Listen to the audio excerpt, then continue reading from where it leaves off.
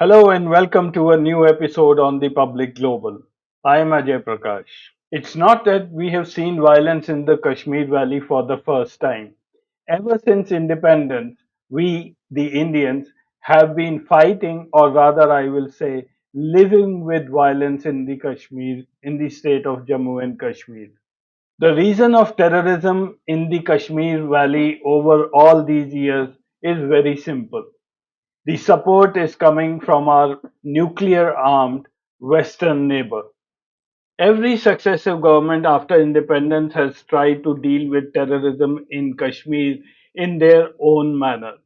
The difference between those governments and the present Modi government after 2014 is that Mr. Modi relies too much on rhetoric, chest thumping, falsehood, and propaganda. Now, the purpose of today's episode is not to repeat what you are already seeing on social media, hearing or viewing on the national TV or on other YouTube channels. I'm trying to put together some data to address this question that did India know that some incident like this was about to happen in Kashmir? There has been an increase of hostilities along the line of control between the Indian and Pakistani troops right from the beginning of 2025.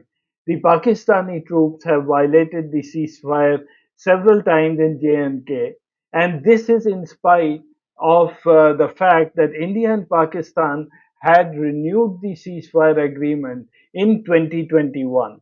Another incident which happened in March this year was that three persons in Kathua district had gone missing after attending a wedding function. Their bodies were later found in a waterfall in a remote forested area in J&K's Kathua district. The police is investigating this case. And again in the same district of Kathua in Jammu region, between March and April this year, there have been more than a couple of instances where the security forces has had to engage with terrorist groups. Now, many a time these terrorists have not been caught. They have just vanished into the thick woods. I believe that the increase of attacks in the Jammu region was just a smokescreen being used by the Pakistani handlers so that later on they can launch a terrorist attack in the valley. I also believe that the Indian military and the Indian intelligence agencies were well aware of what is happening. Probably they didn't exactly know where it would happen, which is a very difficult thing to estimate in any case. Now, why I really say that the intelligence agencies knew about it, because the foreign intelligence agencies had already given travel warnings to its citizens who were coming to India. Here I am showing the communication from Foreign Commonwealth and Development Office FCDO UK, which was issued in March 2025, stating that all travel to the region of J&K, including Pahalgam, Gulmarg, Sonmarg, the city of Srinagar, and the Jammu Srinagar National Highway, except for travel by air to the city of Jammu, travel within the city of Jammu, travel within the region of Ladakh. A similar travel advisory was given last year in July by the US government. They too stated that the travel to the Union territory of J&K except Ladakh and Leh should be avoided. The list of travel advisories restricting citizens to visit Jammu and Kashmir came from several countries and including many from the Europe and Canada. Having more or less established the fact that our intelligence was aware of an impending terrorist attack in the Kashmir Valley, then it now amounts to negligence on our part. The basic question remains that in a spot like Pahalgam, and especially in the Baisaran Valley, where so many tourists gather during the summer, why wasn't there enough security? It's not only enough, I'm told there was no security in that area.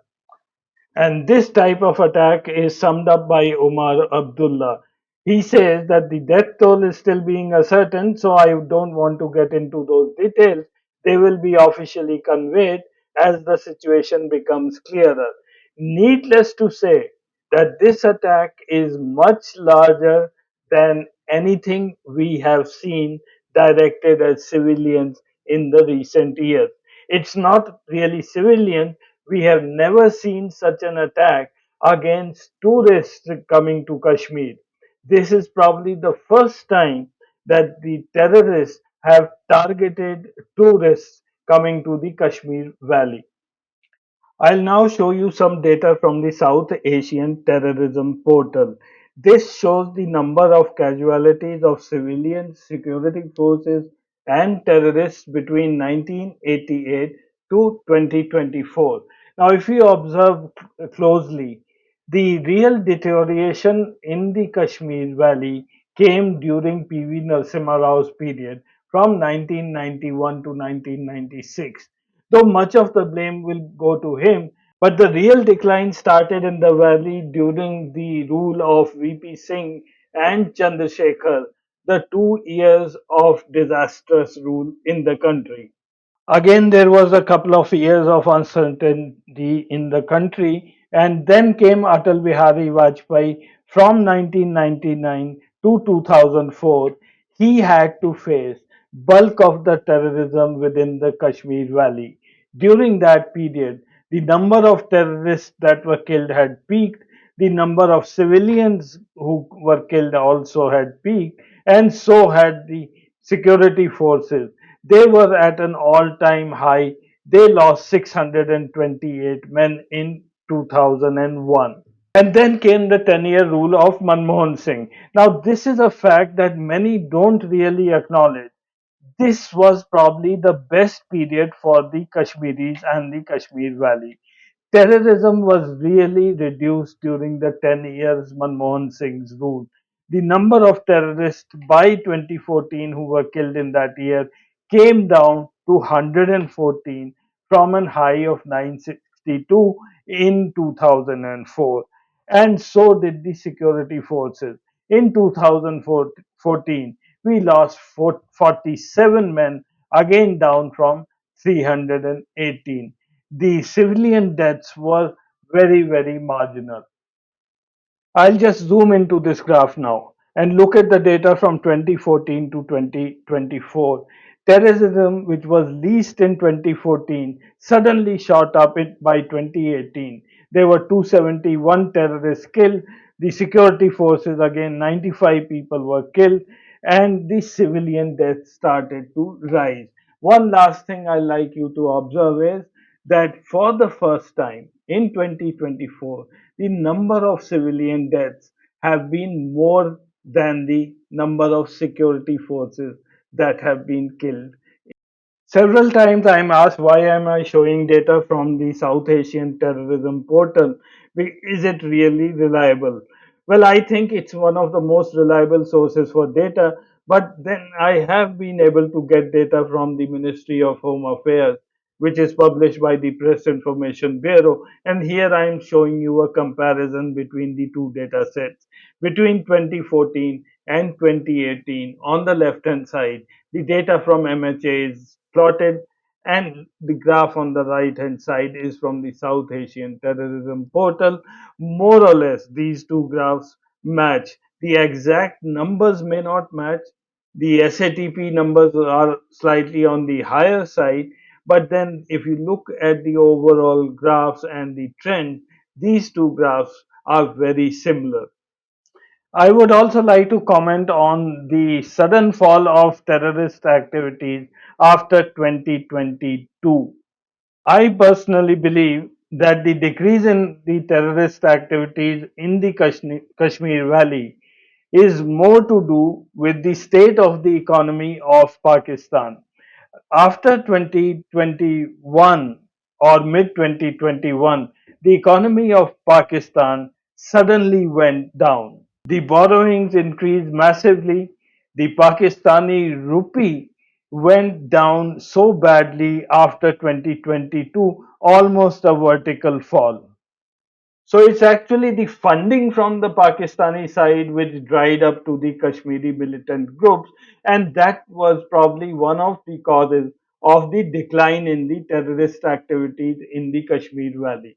Now let's look at the rhetoric or the propaganda by the BJP and its ministers. On 23rd January 2019, Nirmala Sitaraman, who was the then defense minister, said in a statement, "We have not had one major terrorist attack in this country after 2014."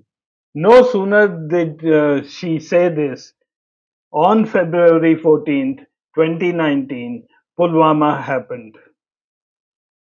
In the Pulwama attack, 40 CRPF personnel were killed, and also the perpetrator of this attack, Adil Ahmed Dar.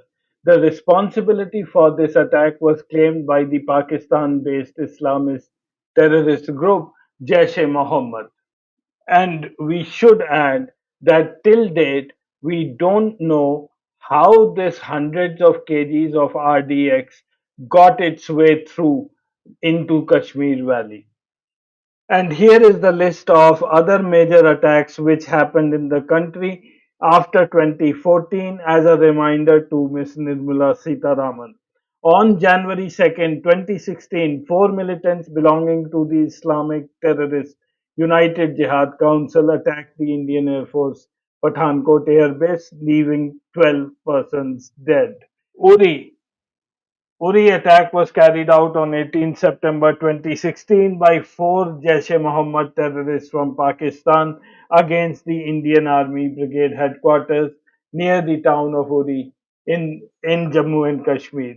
19 soldiers were killed in this attack. And here is a statement by our Prime Minister Narendra Modi. On 27th December 2016, he claimed that demonetization had broken the backs of terrorism, fake currency smuggling. On the eve of demonetization on November 8th, 2016, I quote from the text of the Prime Minister's address to the nation. He said, "Terrorism is a frightening threat. So many have lost their lives because of it. But have you ever thought about how these terrorists get their money? Enemies from across the border run their operations using fake currency notes. I wonder that if Modi ji will like to talk about demonetization and fake currencies today." And just about a month ago, Amit Shah said in Parliament that terrorists no longer are glorified, they are buried on the spot in J&K.